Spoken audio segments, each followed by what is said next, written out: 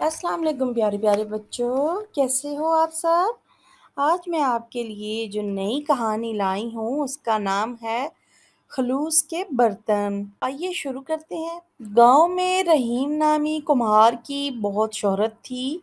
गांव के इर्द गिर्द दूसरी आबादियों के लोग रहीम के बने हुए घड़े, तसले, कूंडे, प्याले और हांडियां इस्तेमाल करते थे। रहीम के हाथ से बने बर्तन खूबसूरत होने के साथ साथ पायदार भी होते हैं। चिकने घड़े में रखा पानी शदीद गर्मी में भी कई दिन तक ठंडा और जायकेदार रहता है। इसी तरह हांडियां भी साल साल चलती और इनमें पकने वाले सालन भी जायके भी लाजवाब होते। मट्टी की हांडी में पके हुए खाने का जायका किसी दूसरे बर्तन में पकने वाले खाने से यकसर मुख्तलिफ होता। रफ्ता रफ्ता रहीम के बर्तनों की धूम और मांग बढ़ती गई। गांव में बेदो नामी एक और कुम्हार भी रहता था। सुर्ख पहाड़ों के इस पार रहने वाला बेदो कुम्हार रहीम से बुग़्ज़ रखता था और खुलेआम उससे नापसंदीदगी का इजहार करता था। उसके हाथ के बने हुए बर्तन दीदा ज़ेब तो होते मगर इंतहाई नापायदार, जिनके किनारे जल्दी ही जड़ जाते थे। लोग इससे शौक से बर्तन तो खरीदते मगर कुछ दिनों में ही किरचियों में बट जाते। इस बिना पर आहिस्ता आहिस्ता गाहक कम होने लगे और बेदू का काम ठप होता गया। गुस्से में भरा वो पेचो ताप खाता रहता कि लोग बर्तन एहतियात से नहीं संभाल पाते, तो भला इसमें मेरा क्या कसूर। मैं तो मेहनत करता हूँ और मेरा कोई कदरदान ही नहीं। जबकि रहीम के तो सब गर्विदा हैं। गांव वाले बीदू के गुस्से और बदजमानी की वजह से भी उससे ताल्लुक कम रखते थे। रहीम बहुत रहम दिल, नेक और आजाना फितरत इंसान था। वो बर्तन बनाने के लिए ऊंची पहाड़ी के करीब मैदान से सुर्ख और पीले रंग की चिकनी मट्टी के बोरे भर भर कर लाता। घर आकर मट्टी को खूब अच्छी तरह छान कर पहले कंकर वगैरह अलग करता। उसके बाद मट्टी को जब तक छलनी से गुजारता जब तक वो साफ सुथरी मुलायम मट्टी का ढेर जमा ना हो जाता। फिर वो अल्लाह का नाम लेकर साफ पानी से मुलायम मट्टी को गूंद कर खूब अच्छी तरह यकजान करता। गूंदी हुई मट्टी को घूमते हुए पहिए, जिसे चाक चाक कहते हैं, इस पे चढ़ाता और बड़े प्यार और तवज्जो से मट्टी को मतलूबा शक्ल में डाल देता। तैयार होने वाले हर एक बर्तन को वो एहतियात से खुले सहन में धूप में सूखने के लिए रख देता और आखिर में कच्ची मट्टी के बर्तन भट्टी में रख कर पका लेता। जब से बेदू को पता चला था कि रहीम के बर्तन अब करीबी शहर में भी पहुंचने लगे हैं, तो वो रहीम की बढ़ती हुई शोहरत से बहुत परेशान रहने लगा था। काम से बेदू का दिल उचाट होता गया और थोड़ा बहुत जो काम करता था वो भी बेदिली से करता। मैं भी तो वहीं से मट्टी लेकर आता हूँ जहाँ से रहीम लेकर आता है। खूब घूम कर उसी तरह घूमते पहिए पर रख कर मट्टी को बर्तनों की शक्ल देता हूँ, खूबसूरत नक्शो निगार बनाता हूँ। ये सोच सोच कर वो कुटता रहता। रहीम के बनाए हुए बर्तन तवातर से बिकते रहते। इतना मशहूर होने के बावजूद रहीम ने अपने बर्तनों की न कीमतें बढ़ाई और ना ही ज्यादा काम से कभी जी चुराया। वो इतनी ही लगन और मेहनत से काम करता रहा।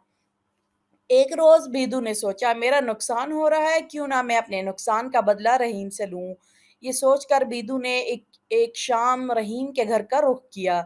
घर के वसी और सेन के एक हिस्से में चाक और भट्टी लगी हुई थी और इसी तरफ कच्चे बर्तनों को कतार दर कतार सूखने के लिए रखा गया था। बेदू ने दीवार से सर उठाकर अंदर झांका तो उसे कोई नजर न आया। इसने पास पड़ा एक पत्थर उठाया और कुछ यूं निशाना लेने की ठानी कि एक एक करके सभी बर्तन टूट जाएं। इससे कबल वो पत्थर उछालता ना मालूम कैसे उसका पांव फिसला और वो पीछे की तरफ जा गिरा। वो रहीम की मेहनत बर्बाद करने आया था मगर चोट खाकर वापस चला गया। ये मौसम सरमा का एक रोशन और खिला खिला सा दिन था जब हस्बे मामूल रहीम ने नरम मुलायम गुंदी हुई मट्टी को घूमते हुए पहिए पर चढ़ाया और एक फकीर ने सदा लगाई और इसके घर में दाखिल हुआ। ए अल्लाह के बंदे, पानी पिला दे, बड़ी प्यास लगी है। वो रहीम के बनाए हुए बर्तनों के पास आकर बैठ गया था। उसे देखकर रहीम धीरे से मुस्कुराया, अपने बेटे को पानी लाने का कहा और खुद मट्टी को हांडी की शक्ल में डालने लगा। उसकी आंखों की नरमी थी और जिस प्यार से वो बर्तन बना रहा था उसने फकीर को चौंकने पर मजबूर कर दिया था। प्याले से पानी पीकर फकीर का दिल खुश हो गया। कैसा मीठा पानी था और कितना हल्का फुल्का सा प्याला था। یہ تم نے بنایا ہے نا؟ اس نے پٹخنے کے انداز میں مٹی کا پیالہ زمین پر رکھا۔ وہ پھر بھی سلامت رہا۔ فقیر نے کہا، ایک وہ بیدو کمار ہے جس کے بنائے ہوئے برتن خواہ مخواہ ٹوٹتے رہتے ہیں، کھوکھلے اور پھس پھسے۔ سنا ہے بہت نکما ہے، مجھے لگتا ہے اسے ڈھنگ سے کام نہیں آتا۔ رحیم نے مسکراتے ہوئے جواب دیا، نہیں، کسی کے بارے میں ایسا نہیں کہتے، وہ بھی اچھا کام کرتا ہے۔ اور پھر سے چاک کی طرف متوجہ ہو گیا۔ یہ دیکھ کر فقیر بہت حیران ہوا کہ اس نے بیدو کی برائی سن کر بھی برائی نہیں کی تھی، حالانکہ رحیم جانتا تھا کہ وہ بیدو اس سے حسد کرتا ہے اور خوب برا بھلا کہتا رہتا ہے۔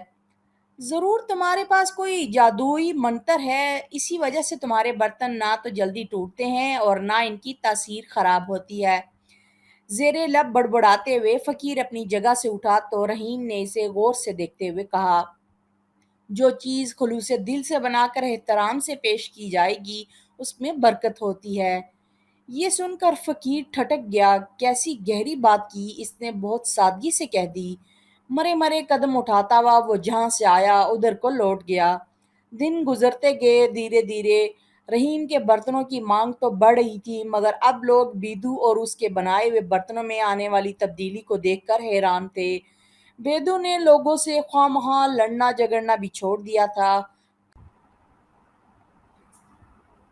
کام میں اس کی توجہ اور خلوص قابل رشک حد تک بڑھ چکا تھا۔ وہی لوگ جو اس کی بد زبانی سے تنگ تھے، اب اس کے چہرے پر نظر آنے والی نرمی اور مسکراہٹ دیکھ کر چونک اٹھتے۔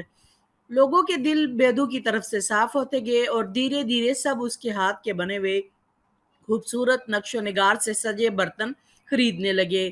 یہ بڑی حیرانی کی بات تھی کہ اب اس کے برتنوں کی عمر بڑھ گئی تھی، لوگوں کی شکایات دور ہو چکی تھیں۔ بیدو زندگی کا ایک اہم راز جان گیا تھا، مگر یہ کوئی نہیں جانتا تھا کہ اس روز رحیم کے گھر میں فقیر کے روپ میں آنے والا دراصل بیدو ہی تھا۔